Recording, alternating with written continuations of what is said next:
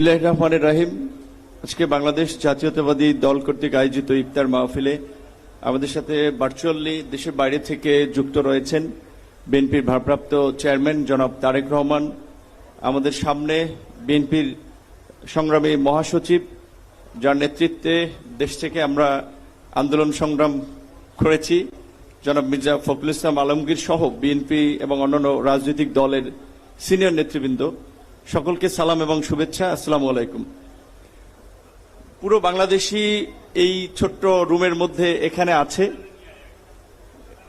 বাংলাদেশের জুলাই গণ অভ্যুত্থান পরবর্তী রাষ্ট্র সংস্কারের একটা ব্যাপক মাত্রার আলাপ আলোচনা আমরা করছি, কিন্তু নিশ্চয়ই এখানে যে সমস্ত রাজনৈতিক দলের নেতৃবৃন্দ আছেন তারা সবাই ওয়াকিবহাল আছেন।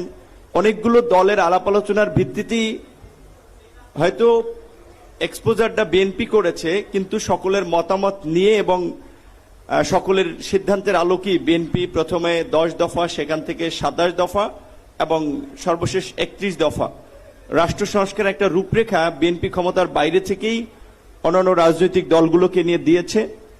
এবং নির্বাচনের পূর্বেই, ফ্যাসিবাদ হটানোর পূর্বেই বিএনপির পক্ষ থেকে আগাম জাতীয় সরকার ঘোষণা, এই সংকটের রাষ্ট্রকে উত্তরণের জন্য একটা ঘোষণা ছিল, যার মধ্যে দিয়ে বিএনপি এই জুলাই গণ অভ্যুত্থানটা, এটা আমরা সকলেই জানি, একটা ছাত্র আন্দোলনকে কেন্দ্র হলেও এর প্রেক্ষাপটটা গত 16 বছর ধরেই গণতান্ত্রিক লড়াইয়ের মধ্যে দিয়ে তৈরি হয়েছে। সেখানে বিএনপি যদি এই জাতীয় ঐক্যের জায়গাটা তৈরি করতে না পারত, তাহলে হয়তো এই গণ অভ্যুত্থানটা কবে হতো সেটা বলা মুশকিল হতো। বিএনপির এই সংগঠিত জাতীয় ঐক্যের রূপের ফলেই কিন্তু আমরা সকলে সম্মিলিতভাবে ফ্যাসিবাদের বিরুদ্ধে রাজপথে রুখে দাঁড়াতে পেরেছি।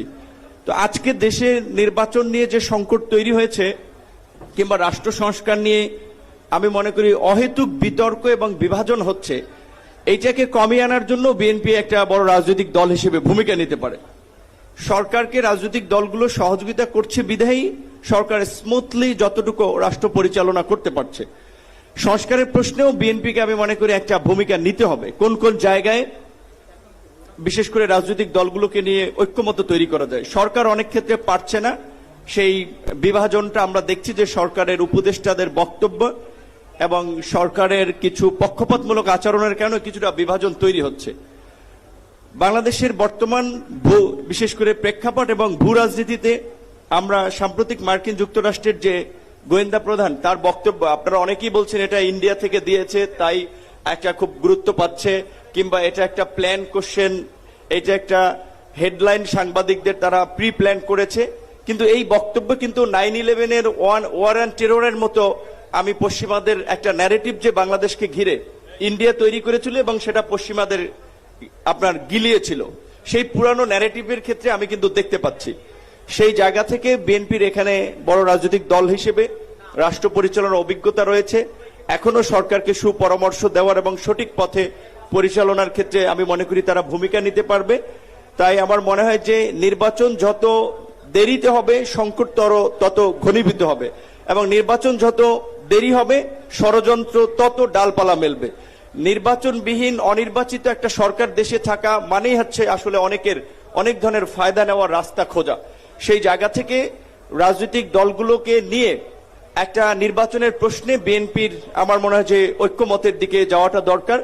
আজকের এই প্রোগ্রামে সকলের মাঝে গণ অধিকার পরিষদের পক্ষ থেকে কথা বলার সুযোগ করে দেওয়ার জন্য আমরা বিএনপির চেয়ারম্যান এবং আজকের যারা আয়োজক তাদেরকে ধন্যবাদ জানাচ্ছি, এবং আগামীতেও রাষ্ট্র সংস্কার জাতীয় ঐক্যমতের ক্ষেত্রে বিএনপির যে কোনো ইতিবাচক সিদ্ধান্তের সাথে আমরা আছি। ধন্যবাদ।